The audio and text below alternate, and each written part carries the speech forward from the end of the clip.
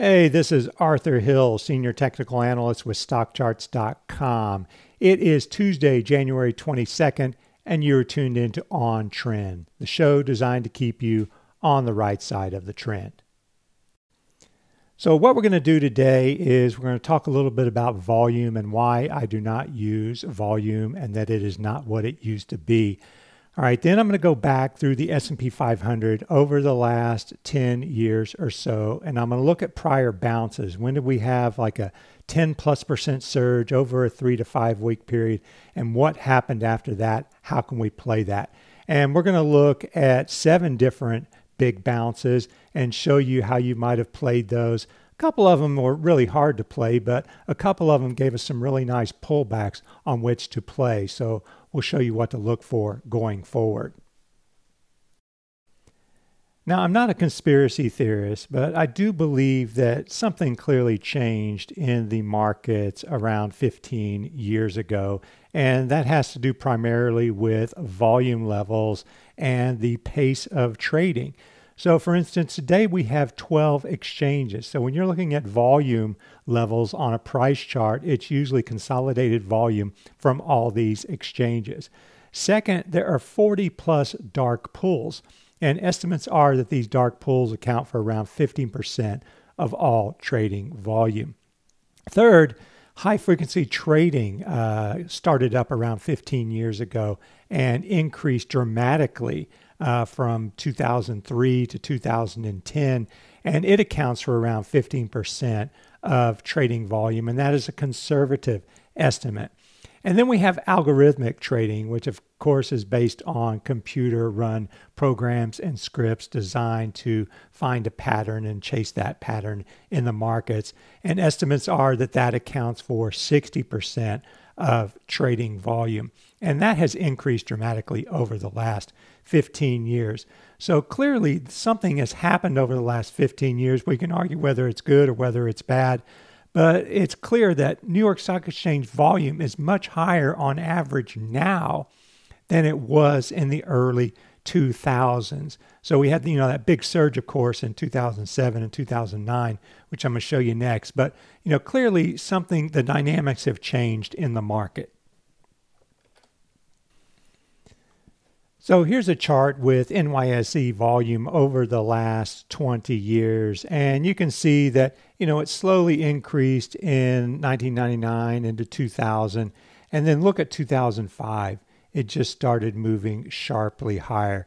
And then, of course, we had the dramatic events of 2008 and 2009. And then things started settling down. But after things settled down in, say, 2012, you can see that average volume is much higher than it was before the financial crisis. So clearly something happened here in 2006 and into 2007, and that has stayed throughout 2012 into 2019. So you can see that average volume is around 17 billion shares. That's a 52-week average. That's a lot of volume. If we look at NASDAQ Composite and the volume, it's been relatively stable, but you can see the average is 10 billion. So it's a lot less than the NYSE volume. So you don't see that reflected here. But clearly on this top chart, we've seen a change in the dynamics for volume over the last 15 years. And I think you can blame that on high frequency trading, dark pools, and algorithmic trading. So if you want to know where I got this information, I basically started by doing some Googling. I Googled a number of registered dark pools, and they call them alternative trading systems. That is according to the SEC website here. And then if you scroll down after doing that, they have a link and it shows you all the dark pools that are out there right now. And here is the list, and it's around 3 pages long. So there are quite a few dark pools out there trading stocks, and that's usually big blocks. There's also high frequency trading involved there. And then on the FINRA website, you can see the number of exchanges. So you can see just between the NASDAQ and NYSE families, you can get 6 of the 13 stock exchanges. So we have 13 stock exchanges out there right now. So there's a lot of different places to trade stocks and to find a bid and an ask. As far as dark pools, you can Google Bloomberg and dark pools to find out more about that. There's an article from 2017, and there is the relative volumes. There is dark pools and other off exchange. And these estimates go back to 2014, but you can see that's the biggest influence out there, bigger than the NYSE or the NASDAQ. Also, there's an article in Bloomberg that shows the dark pools, and you can see a breakdown of the different types of dark pools that there are out there. And if you want to read more about it, you can, of course, read Dark Pools by Scott Patterson, which I'm reading right now.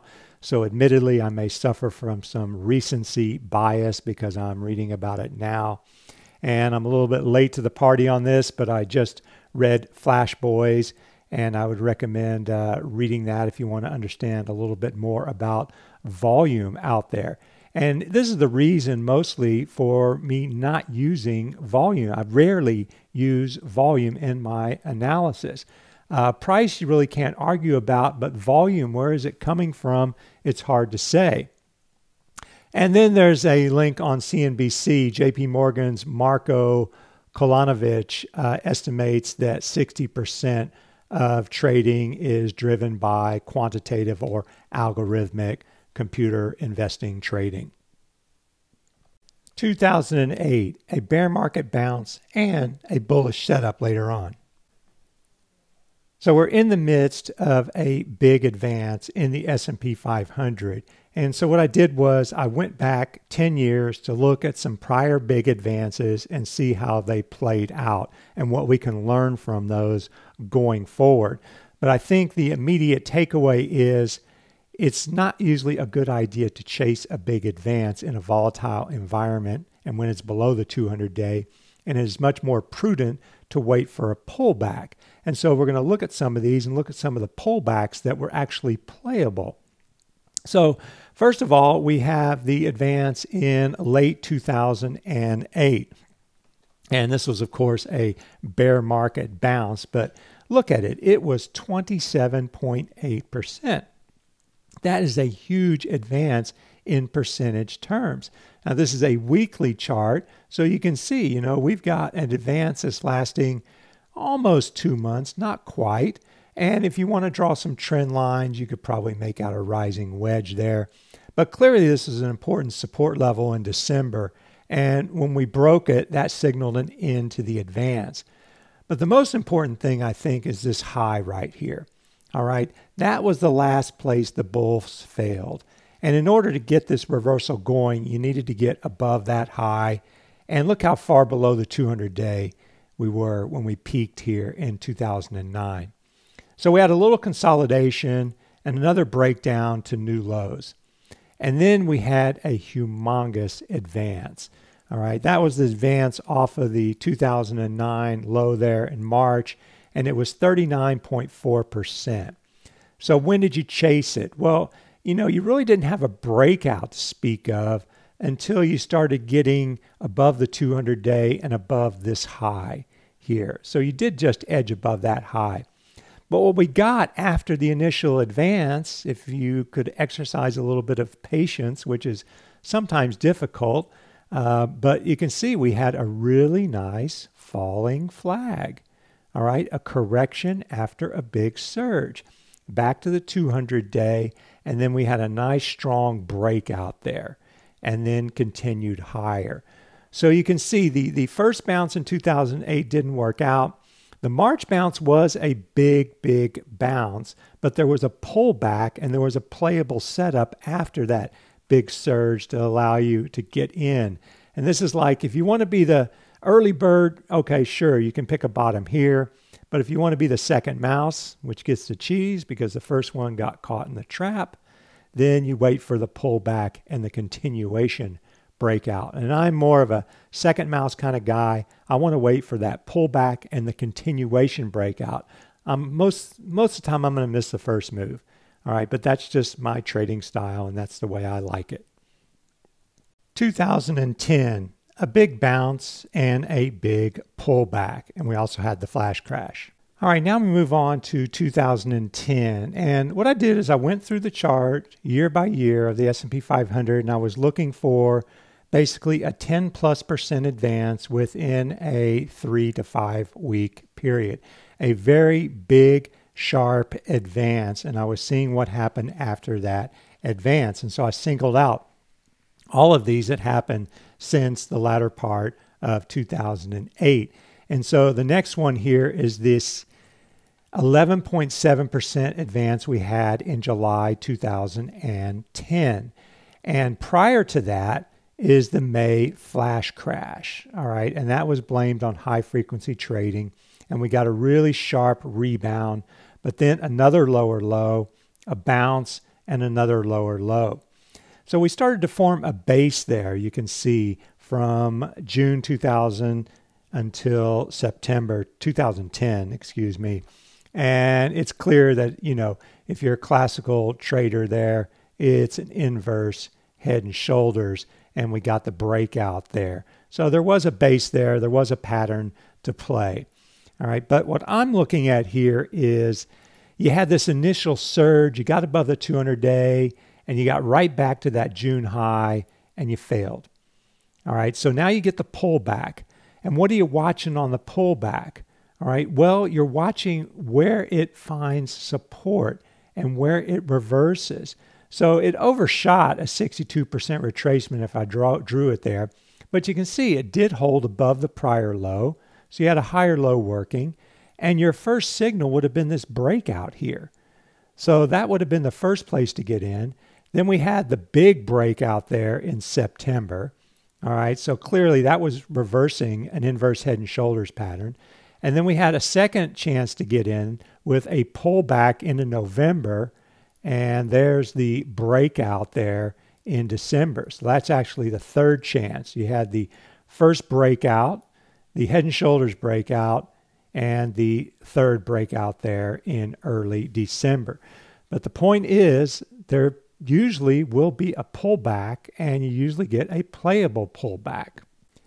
Now we move to 2011 with a surge, a retracement, and a bull flag.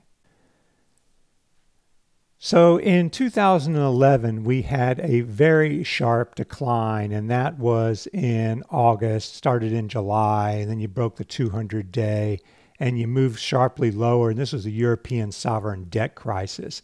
And then the market moved into a very volatile trading range with some 5% swings over like a 5-day period, like 1, 2, 3, 4, 5, 6, 7, like 8 5% swings in less than 2 months. Is one of the most volatile periods that I can remember.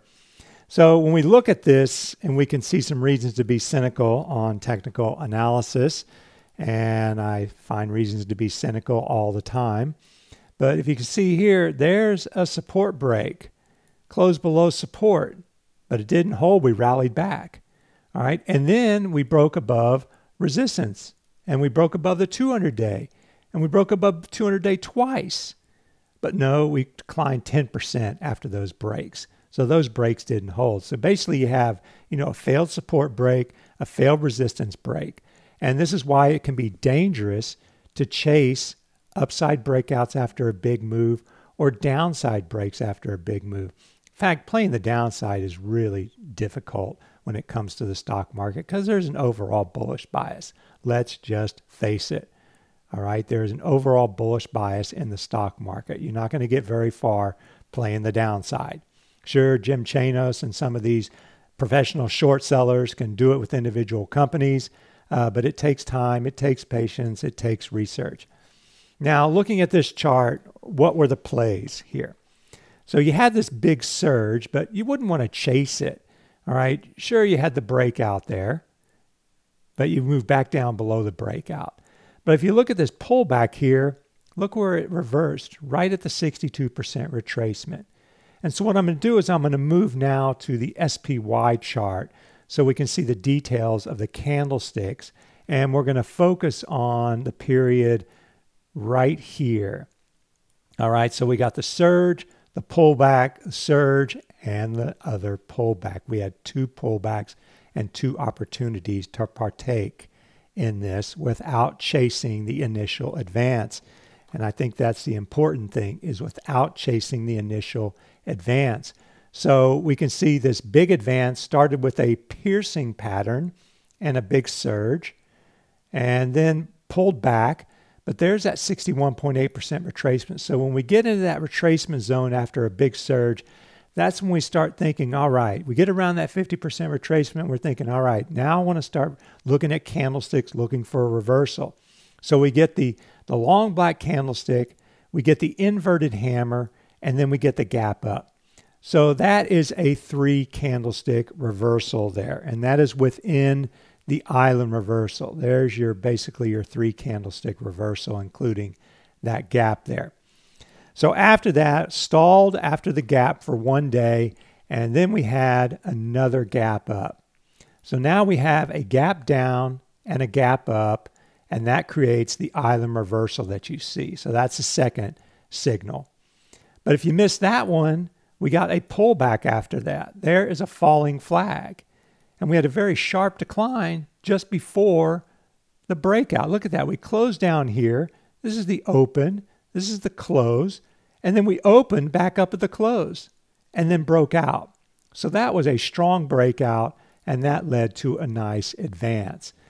So that's why I say there is usually some sort of a pullback, some sort of a second and even a third chance to get in after the initial bottom. Now we're going to look at a very volatile period, October 2014.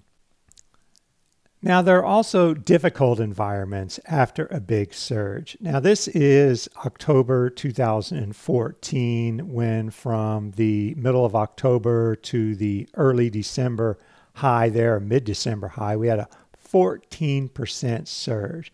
You can see the initial part was just a rocket lifting off for around 2 weeks or so. And then for another month, it continued to work higher as momentum slowed, but the advance continued nonetheless. Now, this one was a difficult one. I mean, they're not all going to be easy, with a surge and a nice falling wedge and a breakout and a retracement of 62%. You know, okay, those are the ideal ones, and they don't always happen, but they do happen, and we can take advantage when they do. But you can see here, there's a support break and a break below the 200-day moving average. And so you're 5 days below the 200-day, 5 days below support break. That's a pretty bearish break, isn't it? Well, lo and behold, you have a reversal, a bear trap. All right, and all of a sudden you're back above the break, and all of a sudden you're back above this high. All right, so what do you do? Well, I'm going to go to a shorter term chart so we can analyze this pullback, because that was the first pullback after that surge, the initial surge. Remember, we're focusing on the pullback after the surge. So I have to go one more down here to focus on that one, because even though we got a signal, trading remained volatile after that initial signal.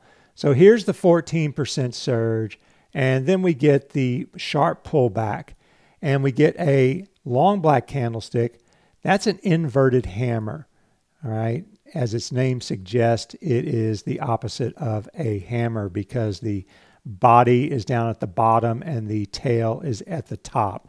But it is also a potential bullish reversal pattern here. And then we got the long white candlestick the next day, and then we got the gap up. So, you know, you get a gap up. Okay, it looks like we're breaking out. It looks like we're continuing higher. And then we move into a choppy trading range.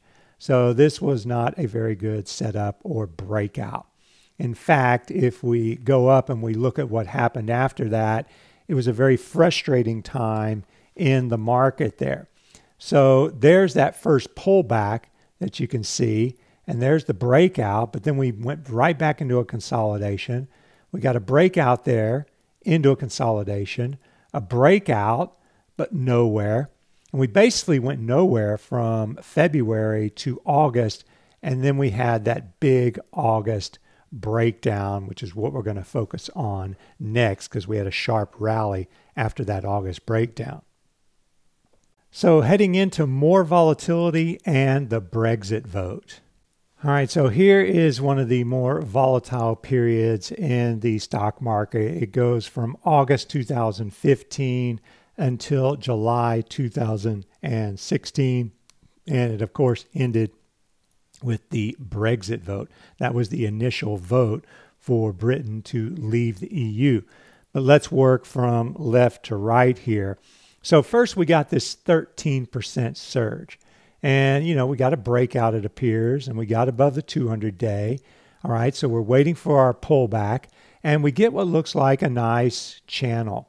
All right, you got a big surge, you got a channel, it's retracing around 50%, and you get a little bit of a bounce there. And so you're thinking, all right, maybe we get a bounce here.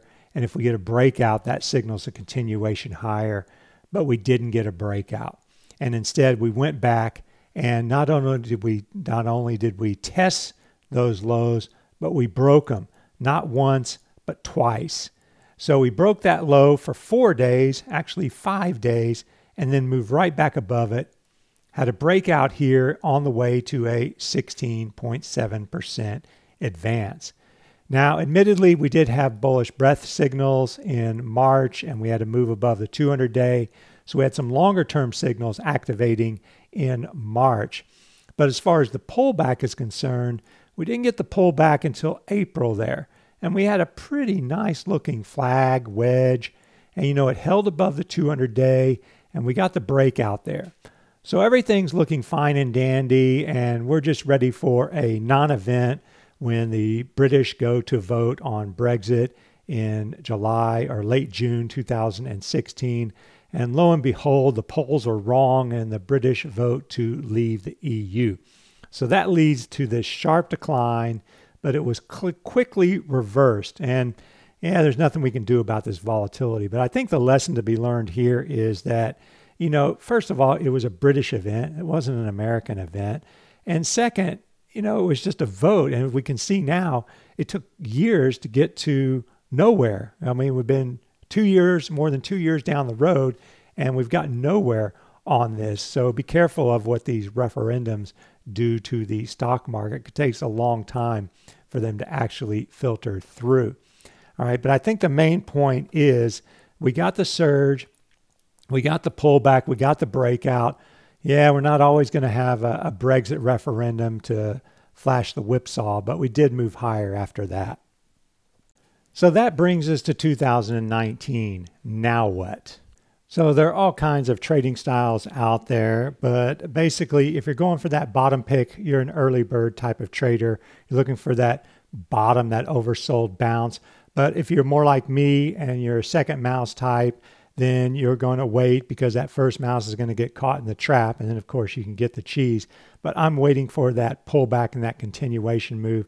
And frankly, I'm still not on the bull market bandwagon. I think we're still in a longer-term downtrend in the S&P 500 because my breadth indicators have yet to trigger. But let's look at the charts now and see how they stack up. So currently, if we go from the low, which is pretty much the 24 December close as well, to the current high, we've got a 14% run in 7 days. And this is truly an extraordinary run, the best January in 200 million years or something.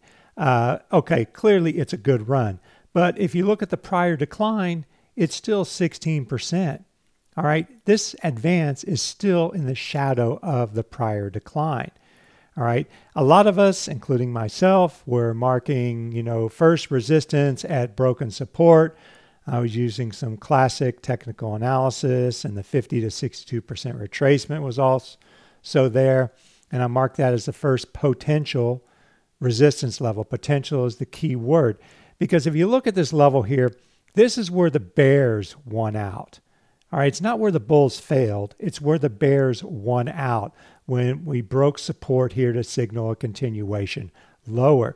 The last place the bulls failed was this high here. All right, so you have basically two failures. We can call it three. Three failures by the bulls, and that's a true resistance level. All right, this is a potential resistance level because it's a broken support level where not where the bulls failed. It's where the bears won.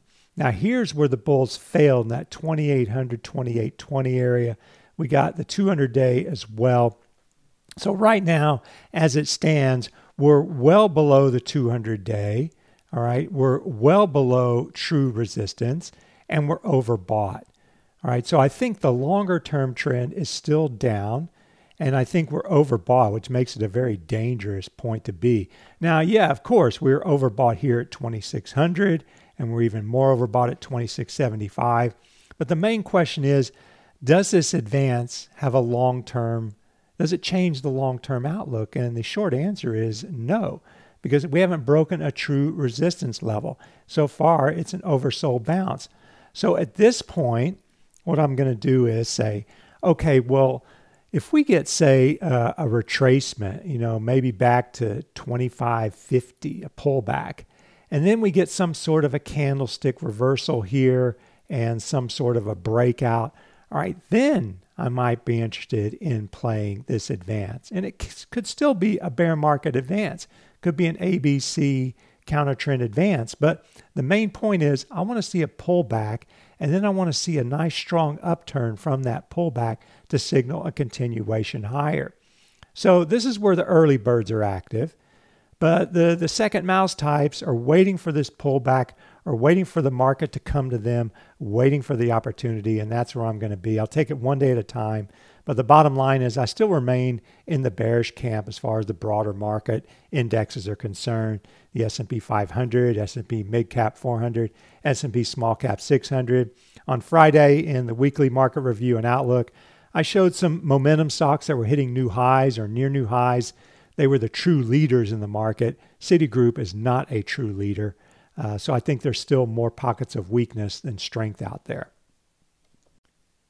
So in Chart Watchers this weekend, I had an article entitled Separating the Contenders from the Pretenders. And basically what I was looking at was two stocks, Citigroup and Broadcom.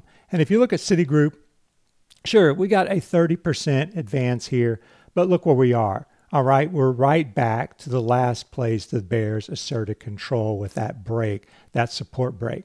So the bulls have gotten back to the last place the bears won a big victory, but there's true resistance there in that 68, 69 area, and Citigroup needs to get above that level.